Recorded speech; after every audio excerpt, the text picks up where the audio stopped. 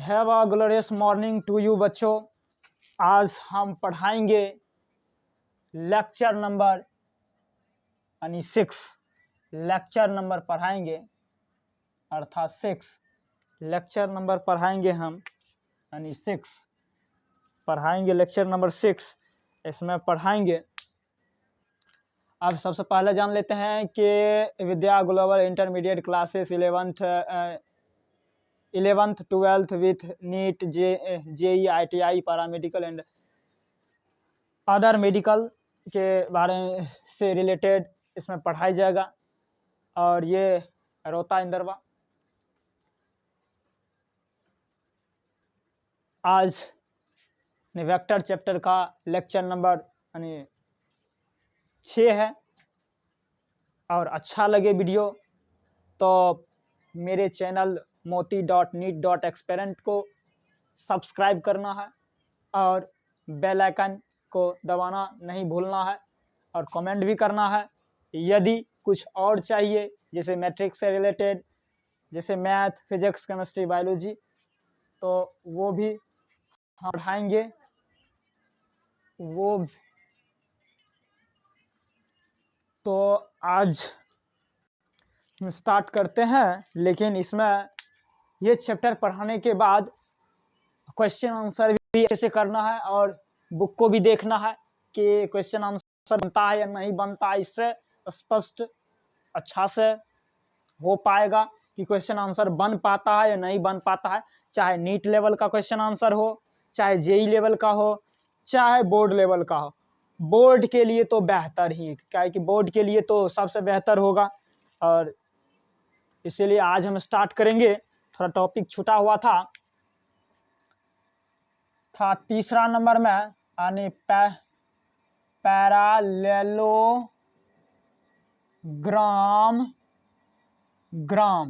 Law.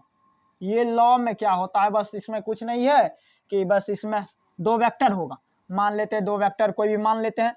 मान ले कि ये वेक्टर ये वेक्टर मान लेते हैं कि ये कोई वेक्टर है और ये भी कोई वेक्टर है। इसको उठा के इसको करते हैं हम ऐड, इसको करते हैं हम ऐड, इसको करते हैं ऐड। इस तरह करते हैं। इसको मानते ए वेक्टर, इसको मानते हैं बी वेक्टर। तब ऐसे कंडीशन में इसको ए वेक्टर, इसको बी वेक्टर मानेंगे। तब बस इसका जो ये होगा, ये इसका रिजल्टेंट वेक्टर होगा। ये आर वेक्टर होगा इसका रिजल्टेंट, इसका आर वेक्टर रिजल्टेंट होगा। तो अब इसमें पढ़ाने वाले हैं कि ये जो लेक्चर इसमें ये आ गया। बस कुछ नहीं करना, इसका यानी पैरेलल खींचना है एक वेक्टर। इसका यानी पैरेलल खींचना है, पैरेलल, इसका पैरेलल, इसका पैरेलल, इसका पैरेलल मान लेते हैं। यहाँ है इसका पैरेलल, इसका पैरेलल खींच लेना है और इसको मिला देना है ऐसे ऐसे। ये आ गया इसका यानी पैरेलल वेक्टर। क्या इसी को बोलते हैं हम यानी पैरेललोग्राम लॉ। इस तरह इसको वेक्टर ये वेक्टर ये इधर जुड़ा। इसको देखो अर्थात इसको मान सकते हैं बी वेक्टर, इसको मान सकते हैं ए वेक्टर। यहाँ थोड़ा सा डिजाइन एक पॉइंट पर छोटा आएगा इस तरह।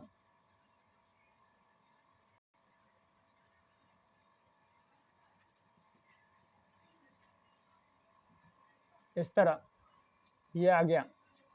तो ये इसका पैरेलल है, ये इसका पैरेलल मान लेते हैं। ये क्या है, इसका पैरेलल। तो इसी को बोलते हैं हम पैरेललोग्राम लॉ। इसी के अंतर्गत इसमें मेन बात होता है कि ये इसको कर सकते हैं कि a प्लस बी यानी बराबर हो जाएगा आर वेक्टर। इसका मैग्नीट्यूड ये देखना है। और ये क्या है, मतलब इसमें दो चीज़ है, मैग्नीट्यूड और डायरेक्शन है। बस इतना ही जानना था इसमें। इसके बारे में आगे हम अध्ययन करेंगे डिटेल। इसको थोड़ा ऊपर लिखते हैं, इसको ऊपर ही लिख देते हैं, थोड़ा सा जगह बचे इसलिए यहाँ लिखते हैं ए वेक्टर प्लस बी वेक्टर बराबर आर वेक्टर, इसको लिखते हैं। इसमें इसका यानी इसमें क्या है, मैग्नीट्यूड यानी प्लस डायरेक्शन दोनों चीज है। अब हम जानेंगे कि एनालिसिस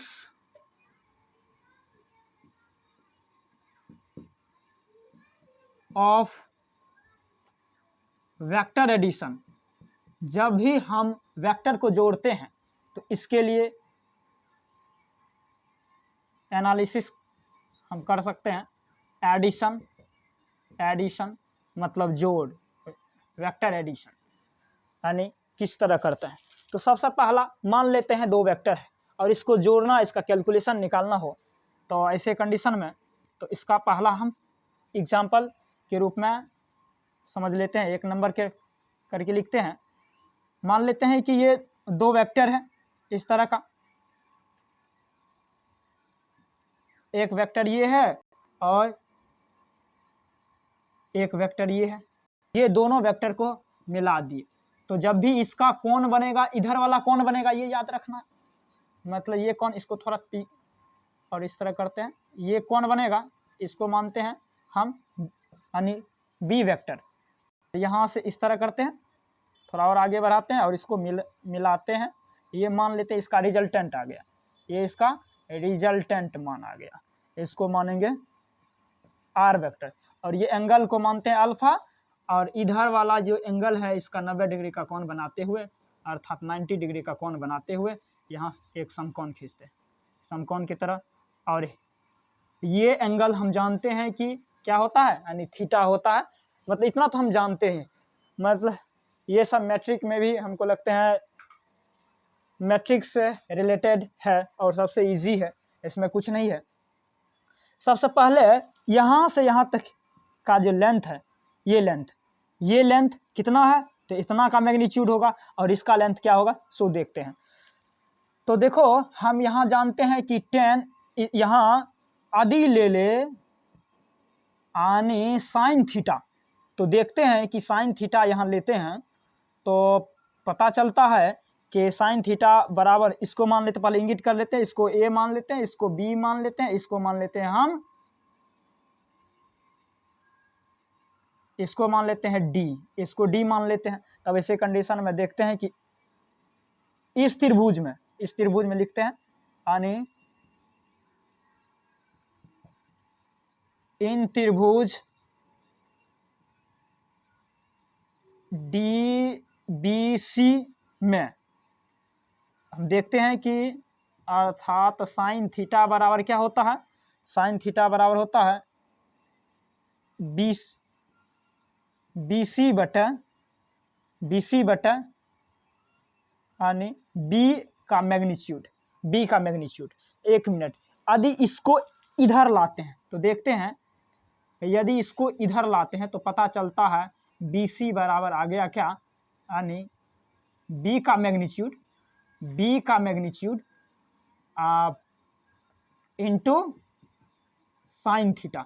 मतलब यहाँ तक की दूरी ये आ गया, इसको तो याद ही रखना है, मतलब इसका इस्तेमाल हमेशा के लिए हम करेंगे, इसी का इस्तेमाल करेंगे, इसको याद रखना है। तो मतलब इसका दूरी आ गया, इसका हम लिख सकते हैं यानी बी का मैग्नीट्यूड, यानी इसे लिखते हैं यानी बी का मैग्नीट्यूड साइन थीटा, इसका मान आ गया। मतलब यहाँ से यहाँ तक की दूरी आ गया इतना, यहाँ से यहाँ तक की दूरी इतना आया, ये याद रखना। अब इसका भी दूरी निकाल सकते हैं इसी में, एंड अब देखो हम इसके बाद क्या निकाल सकते हैं, कॉस थीटा आदि लेते हैं, तब ऐसे कंडीशन में इसका क्या हो जाएगा, यानी डीसी बटा यानी बी वेक्टर हो जाएगा, यानी बी का मैग्नीट्यूड। यदि बी का मैग्नीट्यूड इधर करते हैं तो पता चलता है क्या आता है, अर्थात डीसी बराबर आ जाता है यानी बी का मैग्नीट्यूड इंटू कॉस थीटा। तो मतलब यहाँ से यहाँ तक की दूरी आ गया क्या, यहाँ से यहाँ तक की दूरी आ गया, अर्थात इसको हम ऐसे कर सकते हैं, यहाँ से यहाँ तक की जो दूरी होगा ए का मैग्नीट्यूड प्लस ये होगा, मतलब यानी बी का मैग्नीट्यूड कॉस थीटा होगा। यहाँ से यहाँ तक की दूरी, यहाँ से यहाँ तक की दूरी होगा, याद रखना है, यहाँ से यहाँ तक की दूरी होगा, हम इसी का इस्तेमाल करेंगे। और यहाँ से यहाँ तक की दूरी जब भी होगा, ये दूरी जब भी हुआ तो यानी बी का मैग्नीट्यूड कॉस थीटा हुआ, इसका दूरी। अब हम यहाँ समझने का कुछ कोशिश करते हैं। क्या कोशिश करते हैं कि यदि इसका रिजल्टेंट मान निकालना हो तो ऐसे कंडीशन में हम फॉर्मूला जानते हैं इन त्रिभुज, तो हम यहाँ लिख सकते हैं इन त्रिभुज ए यानी बी ए सी में। हो गया। तो अब इसमें हम देखते हैं कि हम जानते हैं कि हाइपोटेनियस का स्क्वायर प्लस यानी परपेंडिकुलर, अर्थात हाइपोटेनियस स्क्वायर बराबर यानी परपेंडिकुलर स्क्वायर प्लस यानी बेस का स्क्वायर होगा। तो इसको मानेंगे बेस, इसको मानेंगे हम परपेंडिकुलर, और ये क्या है, हाइपोटेनियस। तब ऐसे कंडीशन में इसका मान कितना होगा, इसका आ जाएगा आर का मैग्नीट्यूड का स्क्वायर बराबर इसका मान आ गया, इसका मान आ जाता है, ये है इसका, तो आ गया इसका बी का मैग्नीट्यूड यानी साइन थीटा का पावर 2, और ये क्या आ गया प्लस, इधर आ गया ए का मैग्नीट्यूड का स्क्वायर, इसको प्लस में लिखते हैं, प्लस इधर बी का मैग्नीट्यूड कॉस थीटा का स्क्वायर, ये आ जाएगा। अब इसी को आगे की ओर तोड़ते हैं, यदि आर का स्क्वायर बराबर इसको तोड़ते हैं तो आता है क्या, आता है बी का magnitude square into sine square theta plus इसका आता है ए का मैग्नीट्यूड स्क्वायर और प्लस बी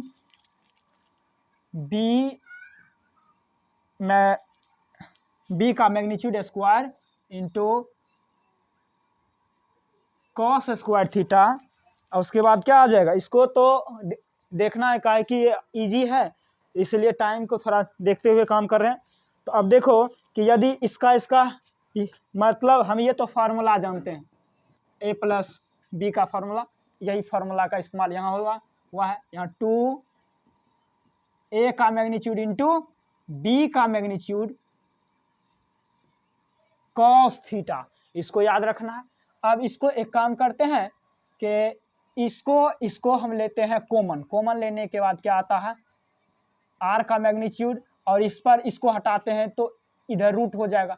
अच्छा अभी नहीं हटाना है, थोड़ा आगे की ओर बढ़ते हैं, अर्थात बी का magnitude square into sine theta square plus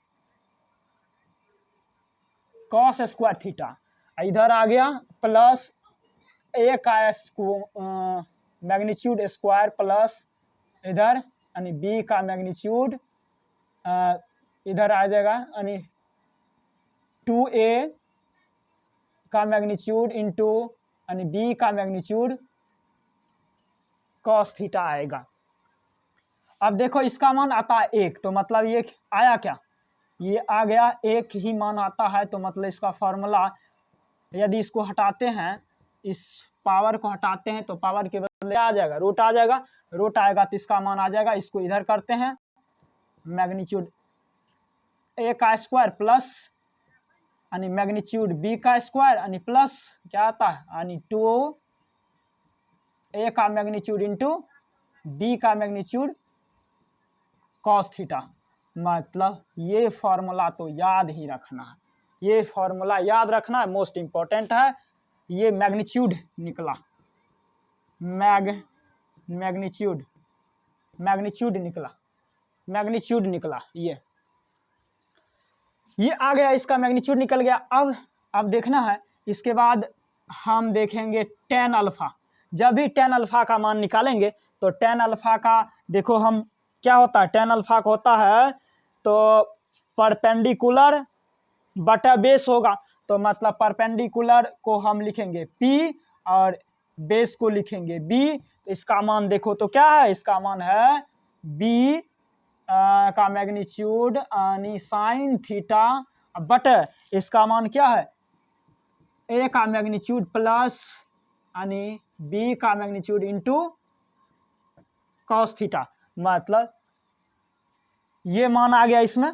अब अर्थात यानी tan अल्फा बराबर क्या आ जाएगा, tan अल्फा बराबर आ जाएगा यानी B का मैग्नीट्यूड इंटू साइन थीटा बटे A का मैग्नीट्यूड प्लस B का मैग्नीट्यूड कॉस थीटा।